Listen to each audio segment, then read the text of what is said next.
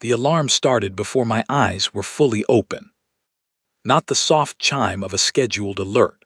Not the system ping I had grown used to during 3 years of deep space patrol. These were the loud, angry alarms that meant something had gone very wrong while I was unconscious, and whatever had gone wrong was still going wrong right now. I pulled myself upright in the pilot's seat. My head hurt. My left shoulder hurt worse. The restraint harness had dug into me during the jump, and from the bruising I could already feel forming across my collarbone, the exit from faster-than-light travel had not been gentle. The cockpit lighting had dropped to emergency red. Somewhere behind me, deep in the engineering section, I could hear the low grinding sound of a drive coil that had not survived the trip in one piece. My name is Yara Vasquez. I am a commander in the United Earth Navy, and I had just made the worst navigational calculation of my entire career. I reached forward and silenced the proximity alarms one by one, not because the danger had passed, because I needed to think and I could not think over that sound. The main display flickered twice before it stabilized, and when it did, the image on the screen stopped me cold. A planet. Not just any planet. A large, inhabited planet with a ring of orbital stations so dense they looked like a second set of rings from a distance. Thousands of ships moving in coordinated patterns around it. A communications web so thick my sensors were reading it as almost solid. City lights visible even from this distance, spread across 3 continents in patterns so old and established they had become geography of their own. I recognized it. Every officer in the United Earth Navy was required to study conclave star charts as part of basic strategic training. Not because we were allies, not because we were enemies, because knowing where the most powerful political body in the known galaxy had placed its heart was considered basic professional knowledge, the same way you learn where the nearest hospital is when you move to a new city. I was looking at Orth Prime, the capital of the Galactic Conclave, the seat of the 40-species governing body that had told humanity, 16 years ago, that we were welcome to exist on the edges of their network as provisional observers, that we were not advanced enough, not stable enough, not proven enough to be granted full membership, and that our military vessels were not, under any circumstances, permitted past the buffer zone that separated human-controlled space from conclave territory. The buffer zone I was currently several hundred light-years past. I sat very still for a moment and listened to my own breathing. The ship was the UES Unconditional. She was an Apex-class deep space warship, the 7th generation of human naval engineering, and she was the most advanced vessel Earth had ever built. She was also, at this exact moment, running on 30% shield capacity, with her primary weapons offline, a cracked drive coil, coolant leaking from the port side manifold, and one very tired commander in the pilot's seat trying to figure out how this had happened. I knew how it had happened. I had been running from a collision with a dying star's debris field near Kepler's Veil, and the jump I had programmed in the last 4 seconds before impact had been built on guesswork more than mathematics. I had put in a direction and a distance and told the ship to move, and the ship had moved, and this was where we had ended up. The math had been wrong. The jump had been too long. And now I was sitting in orbit above the one place in the galaxy where a human warship had absolutely no business being.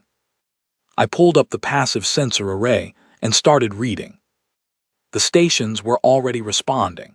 I could see it in the movement patterns of the ships around them. Vessels that had been drifting in slow holding orbits were suddenly moving with purpose, turning toward my position.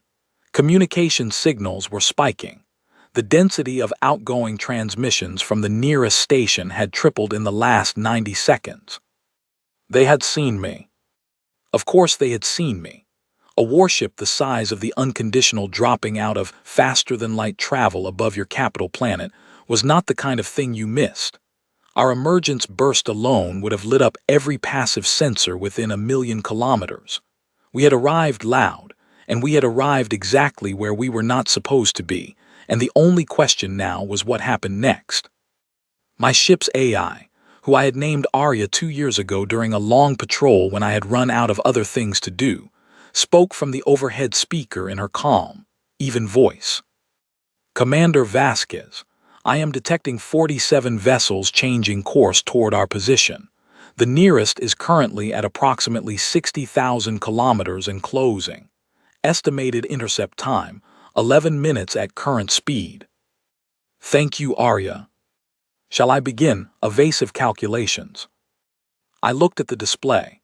47 ships, with a 30% shield and no primary weapons, against 47 ships from a civilization that had been building their military for longer than humanity had been writing things down. "No," I said, "no evasive calculations." "Understood. Shall I begin repair prioritization?" "Yes, focus on shields first, then communications, then weapons if there is anything left." "Understood. Commander, I am also detecting open-frequency broadcasts from Orith Prime Station 1. They appear to be directed at our vessel." I already knew what was coming. I had heard the first edges of it before I silenced the alarms. A voice, not human, carrying the particular quality of sound that meant it was being translated in real time through at least 2 layers of interpretation software. Tight, controlled, but underneath the control, something that sounded very much like fear trying very hard to sound like authority. I turned on the audio feed and let it play. The voice was speaking in the conclave's primary diplomatic language, which Arya translated automatically into English as it came through.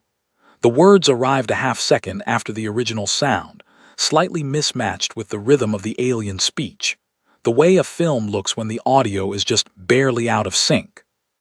"Unidentified vessel. You have entered restricted orbital space above Orith Prime without authorization. This is a direct violation of the buffer separation agreement of the 42nd Conclave session. You are ordered to identify yourself immediately and hold your current position. Any movement toward the planet or toward Conclave stations will be interpreted as a hostile action. Respond." I listened to it twice. Then I turned to my personal log recorder, which I kept running almost constantly during deep space operations. It was a habit I had developed early in my career, not because I thought anyone would read it, because talking helped me think. "Log entry," I said. "Date is the 14th of March, 2387. Current position is, unexpectedly, Orith Prime, capital system of the Galactic Conclave. How I got here is a story involving poor mathematics and a very aggressive debris field, and I will explain it in full at a later date when I am not actively being hailed by what sounds like a very frightened station controller doing their best impression of someone who is not frightened." I paused. "The unconditional is damaged. Shields at 30%. Weapons offline. We are not, in any meaningful military sense, a threat to anyone right now. The 47 ships coming toward us could almost certainly take us apart without significant difficulty if they chose to. The problem is that they do not know that. From where they are sitting, they are looking at an Apex-class human warship sitting in orbit above their capital planet, and nothing in their intelligence files has prepared them for this moment." I glanced at the sensor readings again. The 47 had become 53. More ships peeling away from station holding patterns. The communication spike was getting denser. "I need to make a decision," I said into the log. "I can go quiet and let them wonder, which will make things worse. I can try to jump out, which I cannot do safely with a cracked drive coil, and which they would probably interpret as the beginning of an attack run anyway. Or I can open a channel and talk." I sat back in my seat. Outside the viewport, Orith Prime hung in the dark like a jewel. It was, genuinely, a beautiful planet. The kind of world that made you understand why a civilization had chosen to place its center of power there.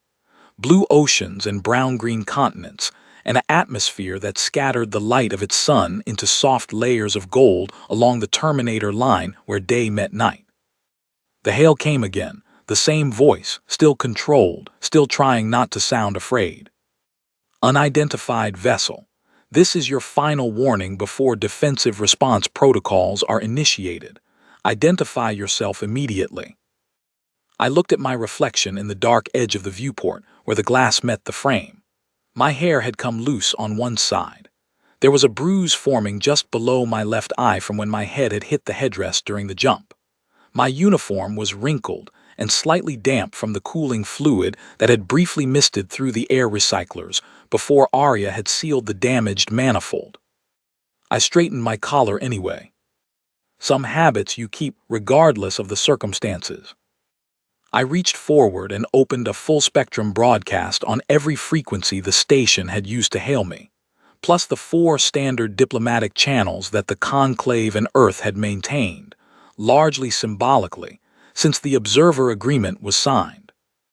I kept my voice level, calm, the way my first commanding officer had taught me to sound when everything around you was chaos, because in those moments your voice was the only thing you could actually control. This is Commander Yara Vasquez of the United Earth Naval Ship Unconditional. I am broadcasting on all diplomatic frequencies in accordance with Conclave Earth Communications Protocol. I want to be clear about something before anything else happens. This is not an attack. This is not an intentional incursion. I experienced a navigational emergency, and my faster-than-light exit placed me in your orbital space without authorization or intent. I am requesting safe holding position and the opportunity to explain the situation fully. I will not move toward the planet. I will not move toward your stations. I am going to stay exactly where I am, and I am asking, respectfully, for the chance to talk. I released the broadcast button. The silence that followed lasted exactly 4 seconds. Then the communications board lit up like I had dropped a stone into still water. Arya's voice came back, very calm, counting transmissions as they flooded in. Commander, I am currently reading incoming signals on 41 separate channels. 11 appear to be directed at our vessel. The remaining 30 appear to be internal conclave communications. Shall I filter? Yes, I said. Pull out anything directed at us and cue it. Let the internal traffic run in the background. I want to hear what they are saying to each other. Understood. The internal conclave traffic came through in a cascade of overlapping voices, Arya translating as fast as she could, the different species' languages blurring together at the edges, but the meaning clear enough. A human warship. It is a human warship. How did it get past the buffer? Is it armed? Of course it is armed, they are all armed. Can we confirm weapon status? Where are the others? There must be others. This cannot be a single vessel. Call the full council to emergency session. Do not fire without full council authorization. What if it fires first? It has not fired. It is just sitting there. Why is it just sitting there? I listened to all of it, and for the first time since I had woken up to the alarms, I felt something ease slightly in my chest. Not relief, not safety, but a kind of clarity. They were afraid of me. Not of what I had done, not of any aggressive action I had taken, because I had not taken any. They were afraid of what I represented. A human warship, sitting quietly in orbit above their most important planet, not attacking, not threatening, simply existing in a place they had decided humans were not allowed to be. And the fact that I was there at all was enough to send 40 species into a panic that no amount of political experience or military protocol was quite managing to contain. I turned back to my log. They are scared, I said quietly. All of them. 53 ships and a full council emergency session, and what they are actually afraid of is the question. Not me specifically. The question of what it means that I am here. What it says about how far we have come, what it implies about how much further we might go. I looked at Orith Prime again. I didn't come here to frighten anyone, I said, but I am here, and now we are all going to have to figure out what to do about that. The communications board was still lit across almost every channel. Outside, the 53 ships had stopped advancing. They were holding position in a wide arc around me, close enough to respond, far enough to wait. Waiting. I started composing what I was going to say next. The first voice that came back to me directly was not what I expected. I had been preparing for military protocol, formal demands delivered in the clipped, official tones of a conclave defense coordinator. What came through instead was a voice that was clearly trying very hard to hide how fast its owner was breathing. There was a slight tremor in it that no amount of translation software could fully smooth out. The words were structured correctly. The authority was there on the surface. But underneath it, barely contained, was something that sounded exactly like a person who had just been told to do a job they were not at all sure they were prepared to do. Commander Vasquez. The name came out careful, like the speaker was handling something fragile. This is Fleet Coordinator Den of the Conclave Defense Authority, Orith Prime Station 1. Your transmission has been received. You are instructed to hold your current position and power down all non-essential systems as a gesture of non-aggression. The full Conclave Security Council has been convened. You will receive further instructions shortly. I noted three things immediately. First, they had used my name correctly on the first attempt, which meant someone had already pulled the Observer Agreement files and found my registration, or they had very fast research staff, probably both. Second, they had not asked me to power down weapons, which meant either they already knew my weapons were offline and had no interest in confirming it through negotiation, or someone in that chain of command had made a quiet decision that asking a human warship commander to disarm over an open channel was not a conversation they wanted to have. Third, and most importantly, they had not told me to leave. They could have. The obvious move, if you wanted a ship out of your orbital space, was to tell it to go. Instead, they had told me to hold position and wait for the council, which meant someone, somewhere in that building, had decided this situation was worth trying to manage rather than simply trying to end. I considered that for a moment. Then I pressed the broadcast key. Fleet Coordinator Den. Acknowledged. I am holding position. I want to confirm for your records that my navigational logs are available for independent review if requested. I have nothing to hide regarding how I arrived here, and I am happy to provide full transparency on that matter. I will wait for further contact from the Security Council. Vasquez out. I released the key and turned back to the internal traffic feed. The council session was already underway. Arya was translating in real time, flagging the most significant exchanges and running them in a separate window on the left side of my display. I read through them as they came in, taking notes mentally, building a picture. 40 species in one room was, apparently, not a calm experience under the best circumstances. Under these circumstances, it was a controlled form of chaos that the translation software was struggling to fully capture. Voices overlapping, points of procedure being invoked and dismissed and invoked again. The underlying tension of 40 civilizations that had managed to build a functioning alliance largely by agreeing on rules, and then arguing about everything within those rules, suddenly confronted with a situation that the rules had not quite anticipated. The Veth spoke first in any meaningful sense. I had studied the Veth during my officer training. They were large, deliberate, and they had built their civilization on the principle that strength was the only language the universe truly spoke. They had been the loudest voice against humanity's observer status 16 years ago, arguing that a species with our military history should not be permitted anywhere near conclave space until we had demonstrated a significantly longer period of internal peace. They had been overruled. They had not forgotten it. The Veth Council member's voice came through Arya's translation with a particular kind of heavy certainty. This vessel must be destroyed. The discussion should end there. A human warship above Orith Prime is not a navigational error. It is a demonstration. Whether the commander intends it as such or not is irrelevant.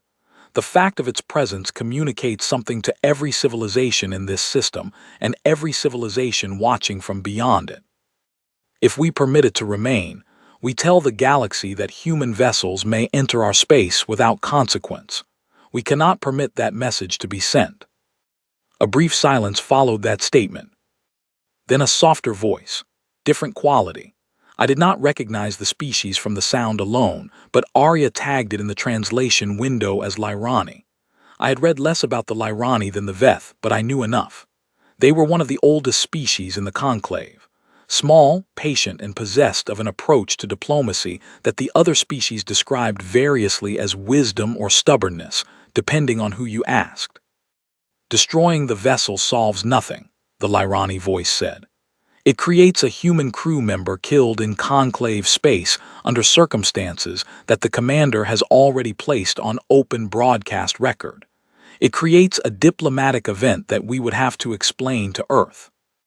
And it answers none of the questions that actually matter, which are how this ship reached us, what it means about human technological development, and whether our intelligence files on their capabilities are as outdated as this vessel's presence suggests they might be. A louder, multi-species argument broke out around those 2 points. I kept reading.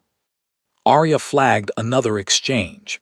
This one between 2 council members I could not immediately identify, speaking quickly in an overlapping pattern that suggested they were familiar with each other. The ship is not moving. I see that. It has been holding position for 19 minutes. It has not advanced. It has not powered any offensive systems. If it intended aggression, it has had 19 minutes to act on that intention and has chosen not to. The commander is waiting. Yes, the question is what she is waiting for. She told us what she is waiting for. She is waiting for the council. Another pause. That is either a very confident position or a very desperate one. From what I have just read about human psychology, it might be both simultaneously. I almost smiled at that. I turned back to my personal log. The Veth want to destroy the ship, I said quietly. The Lyrani want to talk. About 38 other species are currently somewhere between those 2 positions, moving back and forth as the debate develops. Standard political physics. 2 poles. Everyone else in orbit around the argument trying to figure out which way the gravity is going to pull. I checked the repair status display. Arya had made progress.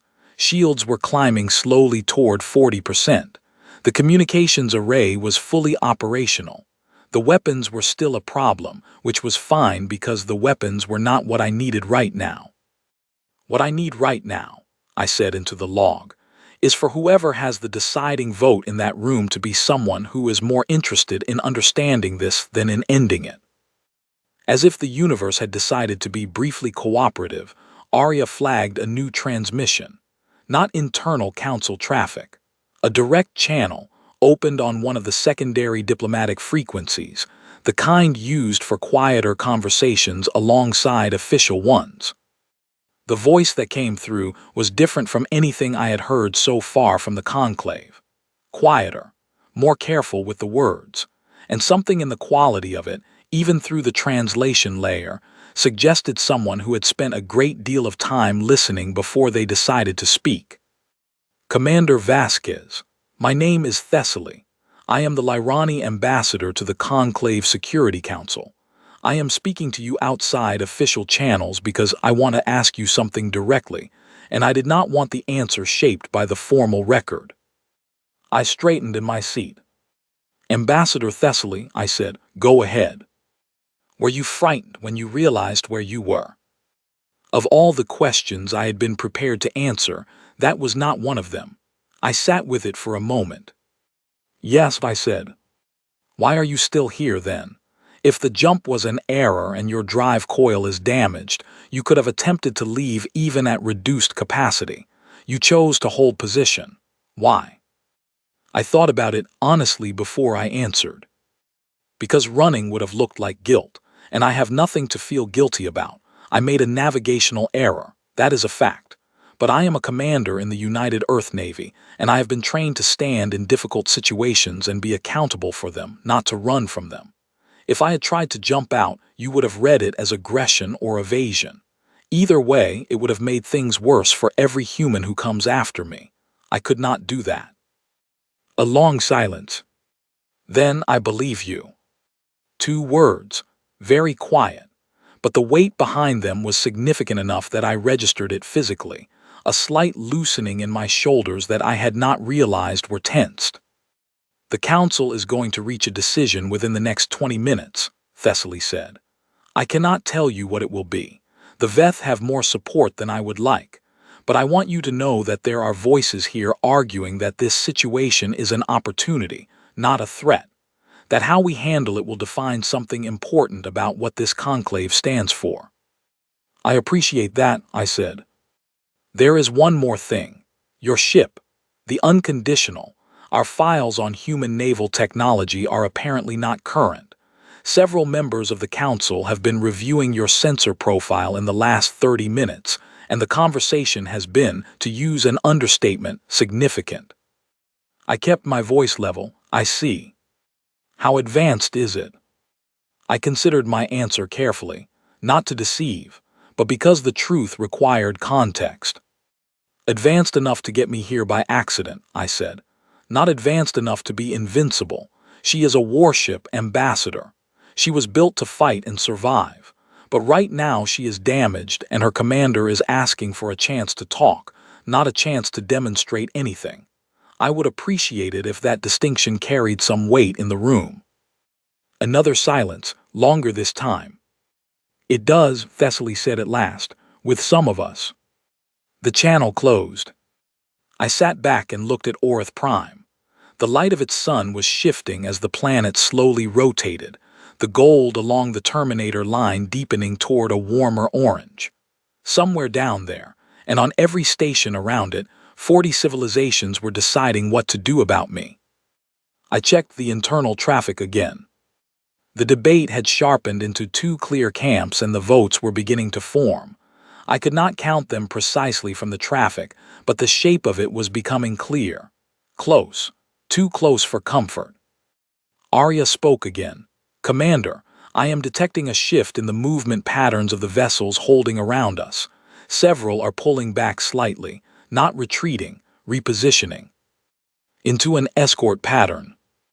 A brief pause as Arya analyzed. "Possibly. It is consistent with a holding formation rather than an attack pattern." I nodded slowly. Someone had made a call, maybe not the final one, but someone had decided, at least provisionally, that the next move was not destruction. I opened my log again. 23 minutes in orbit above Orth Prime, I said. No shots fired. No advance made. 53 ships holding position around me like they are not quite sure what to do with me, which is, honestly, the most accurate description of the situation I can offer. The council is still arguing. Thessaly is, apparently, one of the voices in my corner. The Veth are not. I paused. My shields are at 42%, weapons still offline, drive coils still cracked. If this goes the wrong way, I do not have a great many options available to me. Another pause. But I do not think it is going to go the wrong way. I could not have fully explained why I believed that. It was not based on numbers or tactical analysis or any measurable factor. It was something quieter. A read on the situation built from listening to the fear in those voices, the argument underneath the argument, the two council members asking each other why I was still sitting here waiting for the council instead of running. They were trying to understand me. And that, in my experience, was always a better starting point than trying to destroy something. The communications board lit up again. Official channel this time. Arya flagged it as coming from the full council assembly, not a single coordinator. I pressed the receive key. The voice was formal, precise, carrying the particular weight of a decision that had been reached through significant difficulty, and which no one in the room was fully satisfied with. Commander Vasquez of the UES Unconditional.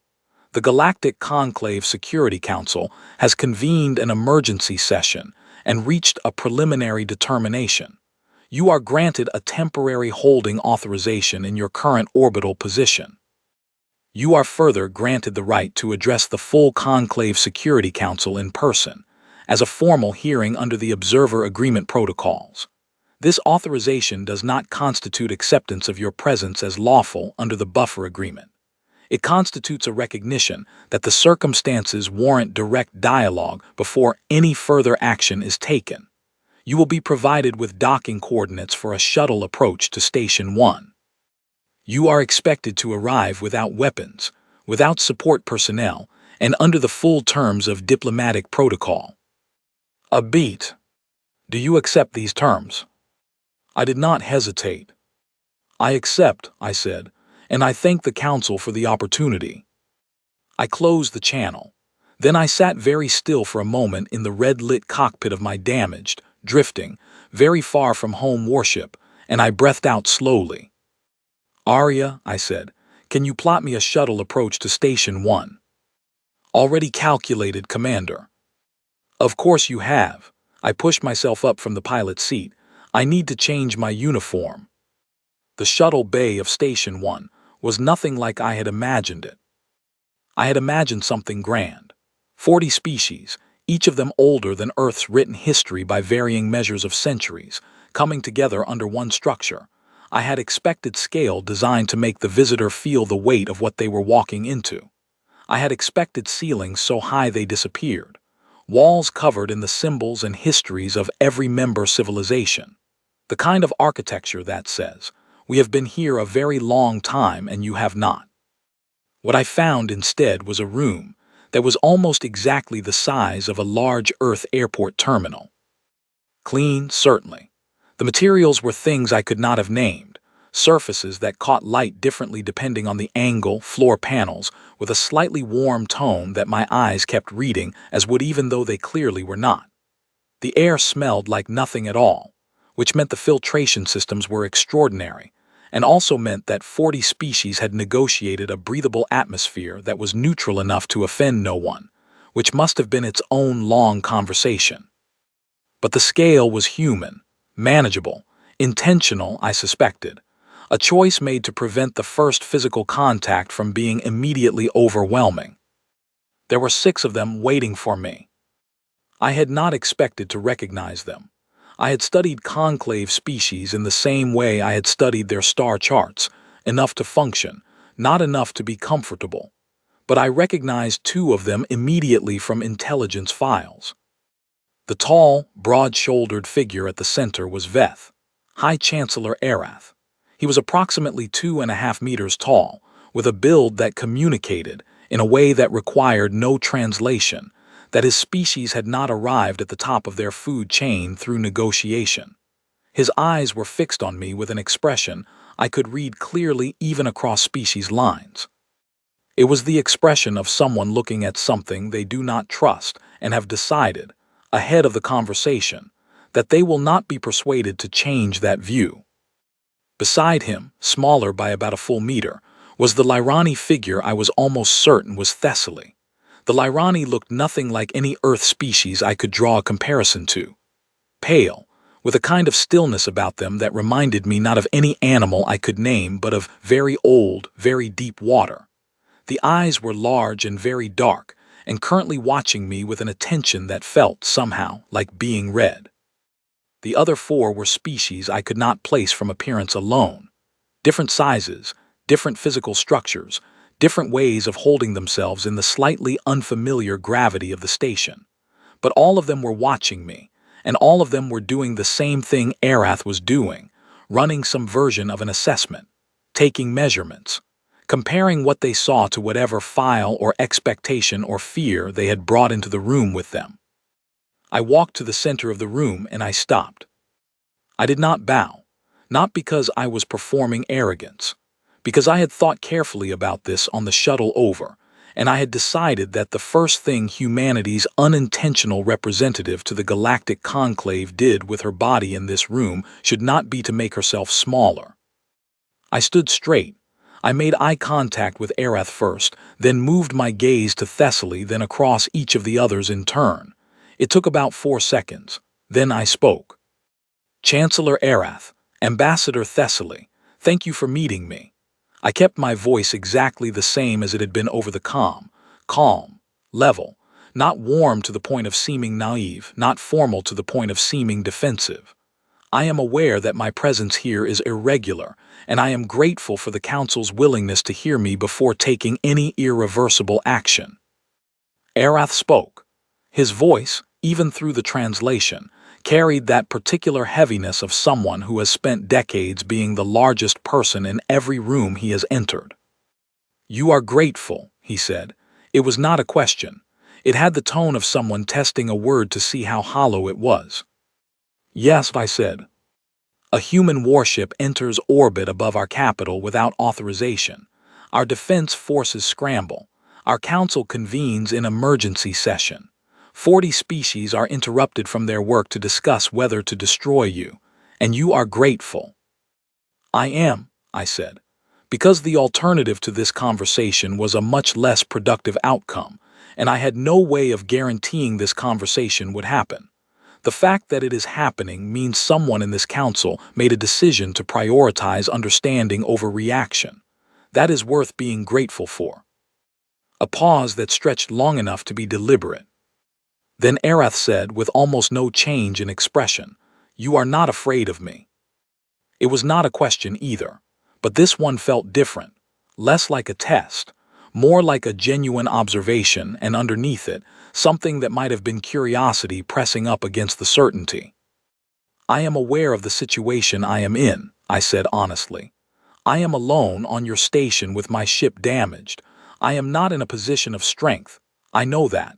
But being aware of your situation and being afraid of it are two different things. I was trained to tell the difference." Something shifted in the room. I could not have pointed to what changed exactly, but the air and the space between us moved in a different way, as though the temperature of the conversation had adjusted by a single degree. Thessaly spoke then for the first time in person, and the voice matched exactly what I had heard over the comm. Quiet, patient, carrying more weight than the volume suggested. "Commander Vasquez, before we proceed to the formal hearing, I would like to establish something clearly for the record. You have stated that your presence here was the result of a navigational emergency. You have offered your logs for independent review. Is that offer still open?" "Yes," I said. "And you are willing to answer questions about your vessel and its capabilities?" I thought about that for exactly the right amount of time. Not too fast, which would seem careless. Not too slow, which would seem evasive. "I am willing to answer questions about my vessel that are relevant to the question of whether I represent a threat," I said. "I will be honest about that boundary if I reach it, but I do not expect to reach it, because the honest answer to the question of whether I represent a threat is no." "The Council will determine that," Arath said. "Yes," I agreed. "That is why I am here." He studied me for another moment. Then he turned and walked toward the corridor that led deeper into the station. The others followed. Thessaly paused just long enough to give me a look that I could not fully read, but which contained, I thought, something that was not quite a warning and not quite reassurance. Something between the two. I followed them into the corridor. The council chamber was 3 levels up, reached by a series of lifts that moved with the kind of smooth precision that meant the engineering beneath them was very good and had been very good for a very long time. The corridor walls were lined with something that was not quite glass, through which I could see sections of the station's interior, open spaces, other corridors, rooms where I could see figures moving that were clearly not human. Different heights, different proportions, different ways of occupying space. The conclave in its day-to-day reality. I looked at all of it as I walked through it, and I filed every observation carefully, because I was very aware that I was the first human being to walk these corridors, and the weight of that was something I did not intend to carry lightly. The council chamber was large. Not enormous, not the cathedral scale I had half imagined, but a space that was designed to hold the attention of everyone inside it. Tiered seating arranged in a broad curve, each tier occupied by representatives of different species. 40, in theory. I counted quickly and reached 31 visible before I lost the thread, the rest represented by screens showing members attending remotely from home systems too distant for the emergency session to have brought them physically. Every eye, and several sensory organs that were not precisely eyes but served similar functions, turned toward me as I walked in. I had been watched before. There is a specific kind of attention you learn to carry as a naval officer, particularly in command positions. You learn that people are reading you all the time, checking for certainty, for weakness, for whether the person in charge actually believes what they are saying. This was different only in scale. The mechanism was the same. I walked to the open floor at the center of the chamber and I stopped. I did not look at any single section of the room. I let my gaze move slowly across all of them, taking in the full arc of the chamber, acknowledging without words that I saw them all, and then I stood still. The formal hearing was called to order by a neutral moderator, a species I had no file on, who spoke in a precisely measured cadence that the translation software had clearly worked with many times and rendered cleanly. The first hour was the conclave's questions. How did the unconditional achieve faster-than-light travel at the range implied by her entry point? What was the drive generation? How many vessels of this class had Earth built? What were their patrol routes? What were their weapons specifications? Were there others waiting beyond the buffer zone? Was this a test of conclave defenses? Was this a political message from the Earth government? I answered every question. Some answers were simple. Some required context. The drive generation question I handled carefully, confirming the generation number without elaborating on the specifics, which was honest without being a full technical briefing. The question about other vessels I answered directly. Yes, the Earth Navy had other Apex-class ships. No, none of them were anywhere near conclave space, and I offered to provide patrol route records from the last 6 months to confirm it. The question about whether this was a political message I answered with a slight pause and then a direct, clear, no. This was a commander who made a mathematical error under emergency conditions and ended up somewhere she had not intended to be. The question that changed the room came from a council member I had not previously tracked. A species represented in the upper tier, physical form partially obscured by the angle, whose translation came through in a slow, very deliberate cadence that suggested either extreme caution or extreme age, possibly both. Commander Vasquez, our intelligence files on human military development were last updated 6 years ago. At that time, our assessment placed Earth naval technology at Generation 4 propulsion and Generation 3 weapons systems. You have confirmed your vessel is Generation 7 propulsion. Can you explain the discrepancy? I could explain the discrepancy. The explanation was something I had not been prepared to give in a public forum, but the question had been asked in front of 31 species and 31 screens, and there was no graceful way to sidestep it. Yes, I said, I can explain it. I paused for a moment to order my thoughts. 17 years ago, Earth was in the final stages of a conflict that lasted 4 decades and cost us, in direct and indirect ways, more than we had words to fully account for at the time. I will not detail that conflict here. It is in your files, though I suspect the files are incomplete, because the full scope of what that war did to us is something we are still measuring ourselves. What matters for your question is this. When it ended, the people who had survived it made a decision. They decided that Earth would never again be in a position where survival was uncertain.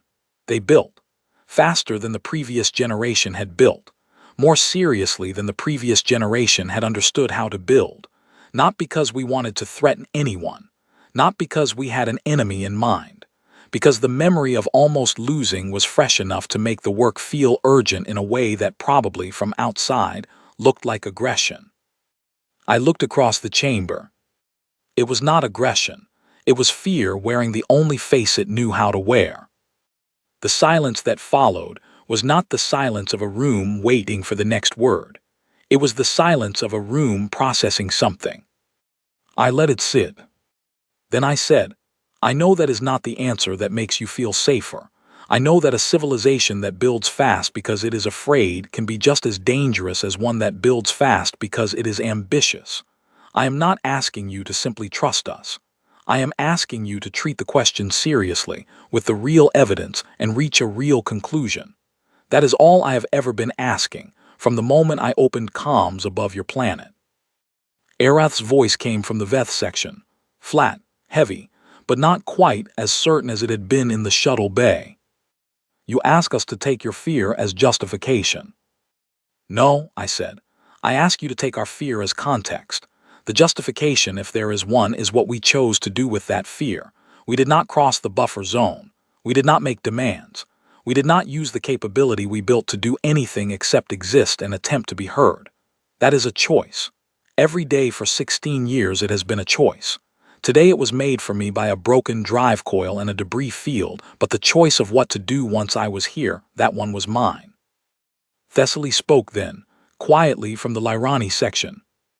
"I move to extend Commander Vasquez's full hearing rights under Observer Protocol, and to table any defense action pending the completion of that hearing." The vote was called. I watched the panel. 27 in favor, 13 against. I stayed perfectly still while the numbers registered. I did not let the relief show in my face or my posture, not because I was performing composure, because this was not the end of anything. It was the beginning of a different and probably much longer conversation, and the way I stood in this moment was going to be part of the record of that conversation. The moderator confirmed the motion carried. The Veth section did not vote. They had abstained, which in practical terms was the same as opposition but carried a different message. A door left ajar rather than locked. I filed that away. As the session broke for a brief recess, Thessaly crossed the chamber floor toward me. The movement was slow, deliberate, the way the Lyrani seemed to do most things, and when they stopped in front of me, the dark eyes held that same reading quality I had noticed in the shuttle bay. "You spoke well," they said. "I spoke honestly," I said. "I'm not sure those are always the same thing, but today I think they were." A pause. "You are not what they said you would be."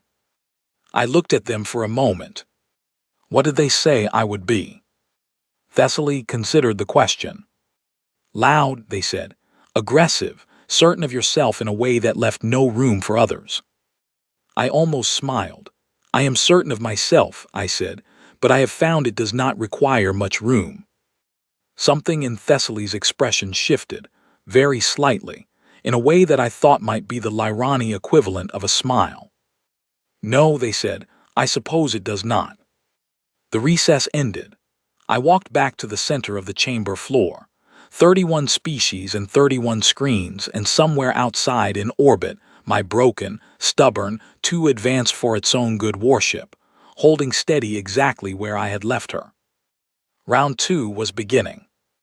The afternoon session of the hearing was different from the morning. In the morning, the council had been asking questions designed to determine threat level. The questions had been fast, pointed, and aimed at the edges of what I would and would not answer, testing for the places where I stopped talking and trying to read meaning into those pauses. It was a technique I recognized. Military intelligence used the same approach. You asked what you already knew the answer to, and you watched how the subject handled the part of the truth they thought you did not have. What they had not expected was that I had almost no places where I stopped talking. In the afternoon, the questions changed. They became less about the unconditional and more about Earth. About what we had built, yes, but also about what we intended. About the observer agreement and whether Earth still considered it valid. About whether the fact of my presence here represented a desire to renegotiate our standing with the conclave. I had not planned to say yes to that. But sitting in the center of the chamber, under the attention of 31 species and 31 screens, with a Lyrani ambassador watching me from the upper tier, and a Veth High Chancellor watching me from a section that had not yet decided whether I was a problem to be managed or a problem to be ended, I found that honesty had a momentum of its own. "Yes," I said, in response to the question of whether Earth sought renegotiation. Not because I was sent here to ask for it. I was not sent here for any purpose. I was sent here by a debris field and a cracked drive coil. But since I am here, And since you have given me the floor, I think it would be dishonest to pretend that the observer status has felt, from our side, like a fair description of what humanity actually is. A ripple of movement through the chamber, not hostility, interest.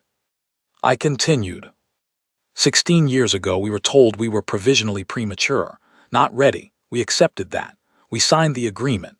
We stayed in our space, we maintained the buffer zone, we attended the observer sessions, and we listened, and we did not vote, and we did not ask for more than we were given.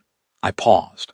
While we were doing all of that, we also built the unconditional, not to threaten anyone, to know that if something came for us again, we would still be here to see the morning after. I looked across at Aerith. Chancellor, I know what your position is. I heard it clearly this morning. You believe the fact of this ship's existence is itself a provocation, regardless of intent. I want to respond to that directly. He watched me. You are not wrong that capability can function as a message, I said. A warship above a capital planet communicates something whether it intends to or not. I accept that. But I would ask you to consider what the alternative would have required. We could have stayed at Generation 4, Generation 5. We could have remained exactly as dependent on our own vulnerability as we were 40 years ago when something nearly finished us. We chose not to. And in 16 years of building what we built, we have never once used it against anyone in this network. A pause. That is not nothing. The chamber held its silence. Then a voice I had not heard before, from a section I could not easily see, spoke in a register that was lower than most of the others and carried a quality that even through the translation felt very old. Commander Vasquez, I am the representative of the Orin Collective. We have been part of this conclave for 900 of your years. In that time, we have seen 32 species reach the threshold moment your civilization is currently approaching. The moment when capability outgrows recognized status. When what a people can do and what they are officially acknowledged to become two different things. I listened carefully. Of those 32, 21 negotiated their transition peacefully. 11 did not. The difference in every case was not the level of capability. It was whether the transition was treated as a threat or as an inevitability. If you treat the inevitable as a threat, you accelerate the very outcome you fear. If you treat it as an inevitability, you give it space to resolve itself without damage. A pause. I am not making a motion. I am offering context, the kind of context that 900 years tends to produce. The Orin representative fell silent. The room absorbed what had been said. Arath's voice came again, still heavy, still carrying that quality of deep, embedded certainty. But there was something different in it now, not capitulation, something more like a person who had been handed a tool they were not sure they wanted to use but could not honestly put down. The buffer agreement specifies conditions under which renegotiation may be requested. Those conditions include a demonstration of technological development sufficient to alter the original terms. The Council cannot pretend today has not occurred. The question before us is not whether conditions for renegotiation have been met. They clearly have been. A pause. The question is whether we engage with that reality constructively or combatively. It was the most honest thing he had said since the shuttle bay. I did not let my expression change, but something in me registered it clearly. Thessaly spoke again. I moved to formally acknowledge the changed conditions under Observer Protocol Article 14 and to open a renegotiation calendar with the Earth Diplomatic Corps. I further move that this motion be noted in the record as having been initiated in direct response to this hearing. The vote was called. 20 in favor. 20 against. A tie. The Veth section had voted this time, against. The moderator confirmed the result. The motion failed. The room did not erupt. It absorbed the outcome in the way that rooms full of people who have been doing politics for a very long time absorb outcomes they expected, with a kind of weighted stillness. I stood in the center of the chamber, and I did not let the result show in my posture.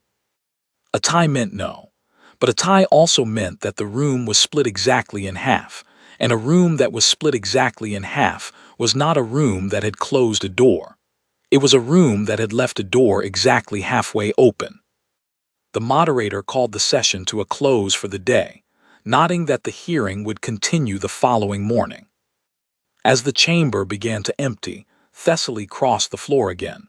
They moved with that characteristic Lyrani deliberateness, and they stopped beside me without any preamble. 20-20, they said. I heard. 3 months ago that vote would have been 6 in favor and 34 against. They paused. I want you to understand what today moved. I looked at them. You were at the debate session, I said. It was not a question. I helped build the argument. A pause. As did you without knowing it. The fact that you stood in front of this council alone, without weapons, without aggression, without anything except your own voice and your ship's sensor logs, and you answered every question honestly, that is what moved 20 votes. It only needed to move 21, I said. Yes, it did. Thessaly looked at me with that reading quality, the deep and patient attention. The Oran representative has not spoken publicly in 4 years. When they speak, others listen. Today's record will travel. I considered that. Will it be enough? I do not know, Thessaly said, but I know it will not disappear. I nodded slowly. Outside the chamber, I could feel the station around me. The weight of it. The history of 900 years of Oran membership, and whatever centuries the other 39 species had added to the total. The cumulative gravity of everything the conclave was. Thank you, I said to Thessaly, for the channel you opened before the hearing, for the motion today, for staying when others did not. Thessaly tilted their head slightly. Thank you for not running. They turned and walked back toward the Lyrani section, where several other members were waiting. I watched them go, and then I turned and walked back toward the shuttle bay. The corridor felt different going back than it had going in. The same materials, the same light, the same figures moving in the spaces beyond the almost glass walls. But I had been in that chamber, and I had stood on that floor, and 20 species had voted to begin a new conversation, and that number had not existed this morning. I recorded the log entry in my head as I walked, the way I often did when there was no recorder handy. 20-20. The Veth voted against. The Oran spoke for the first time in 4 years. Thessaly moved twice. The hearing continues tomorrow. The unconditional was holding steady in orbit when I returned to her. Arya confirmed shields at 51%. Drive coil still cracked. Weapons still offline. I sat in the pilot seat, and I looked at Orith Prime in the dark. Log entry, I said, activating the recorder. Day 2 in orbit above the conclave capital. Today I walked into the most important room I have ever entered, and I told them the truth. I told them we built fast because we were afraid. I told them capability without aggression is still a choice. I told them a tie vote is not a closed door. I paused. I believe all of it. Another pause. Tomorrow the hearing continues. There are 13 votes somewhere in that room that I have not reached yet. I am going to go to sleep now, and in the morning I am going to go back in there and try to reach them. I turned off the recorder. Outside, the planet turned slowly in its orbit, patient and unchanged. The same way it had been turning for longer than humanity had been standing upright and asking questions about the stars. I closed my eyes. The last morning of the hearing began differently from the others.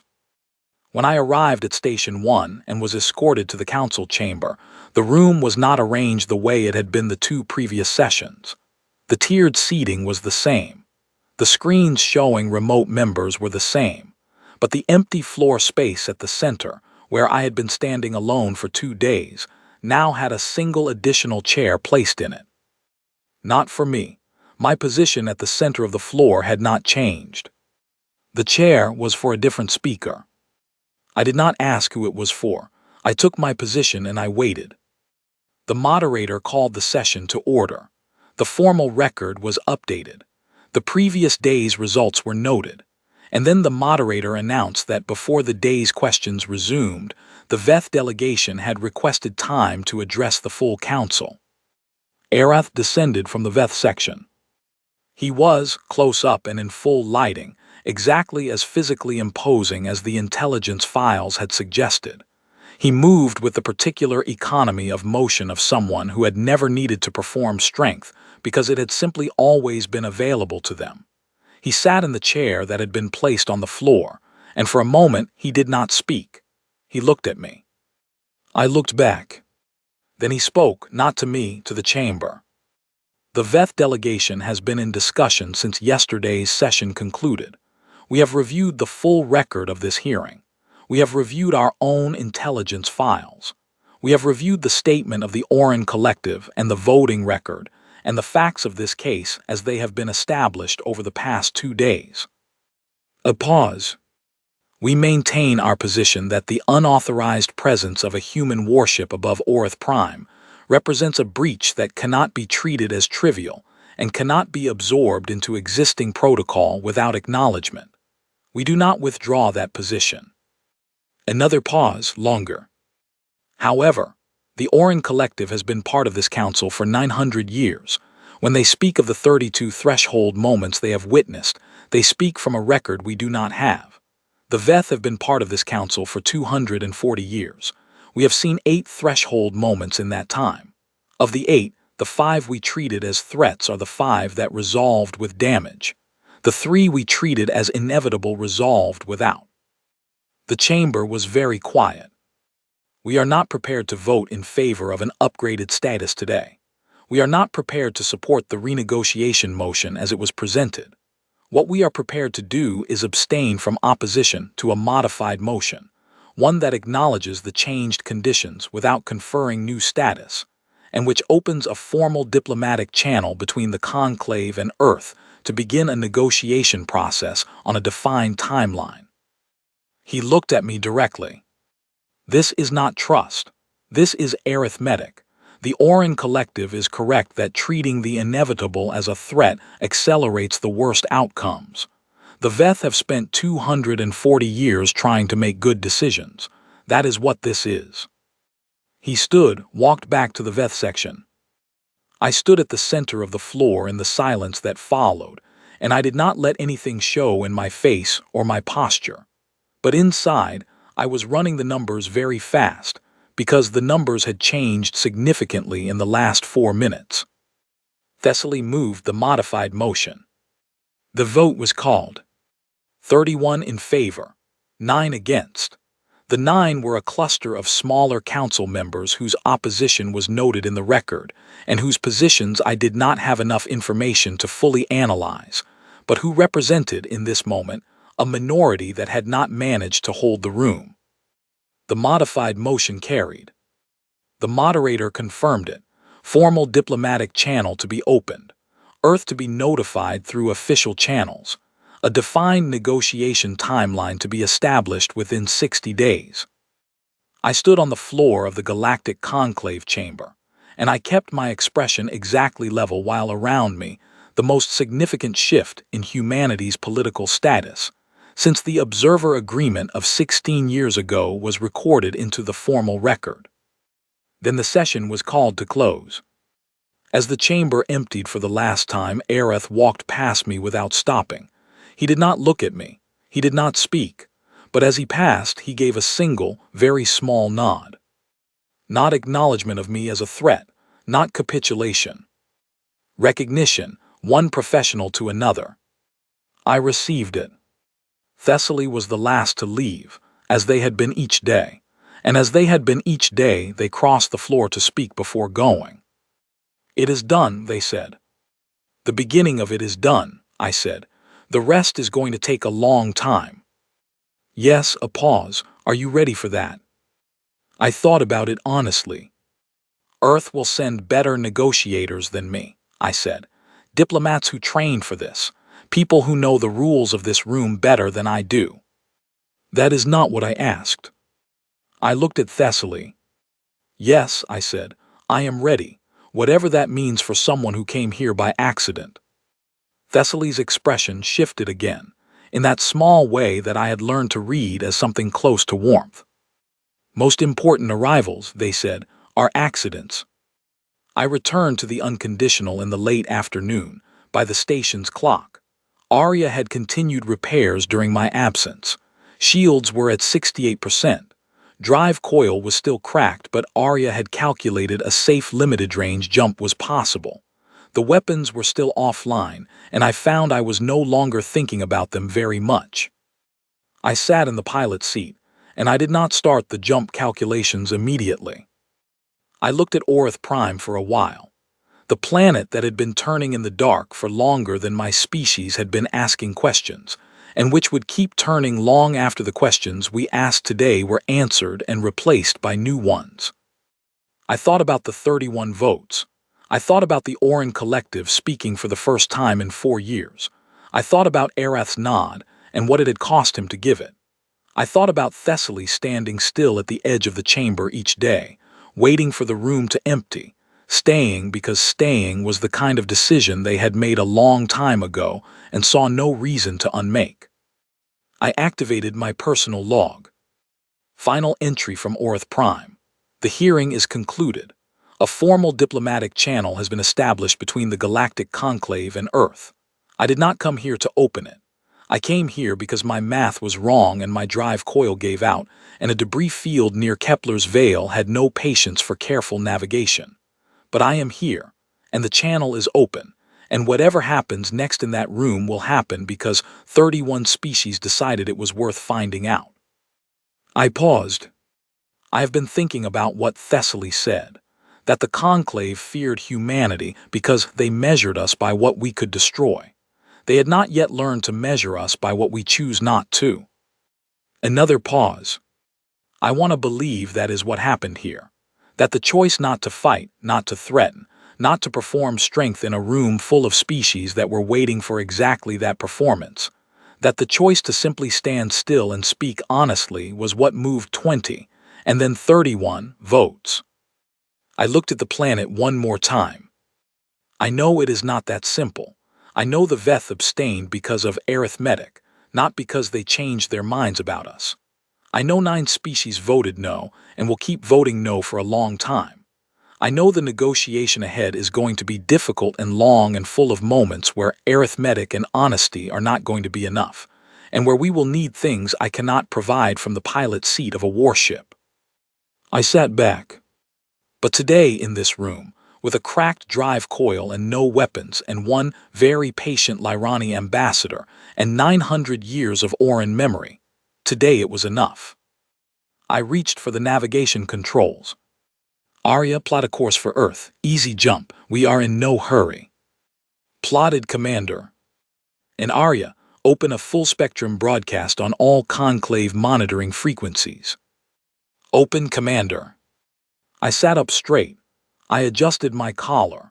I looked out at the planet and the ring of stations and the 53 ships that had held their positions for 2 days watching me, and I pressed the broadcast key. This is Commander Yara Vasquez of the UES Unconditional, departing Orith Prime.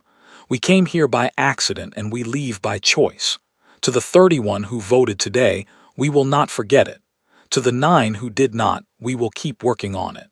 To the 900 years of Orin memory, and the 240 years of Veth arithmetic, and the quiet patience of a Lyrani ambassador who stayed when the room emptied, thank you.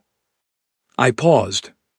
To anyone else watching, any monitoring station, any research post, any vessel running silent on the edges of this system who has been watching these 2 days unfold and wondering what it means we are here, not as a threat, not as a problem to be solved, as neighbors who are still learning how to introduce themselves.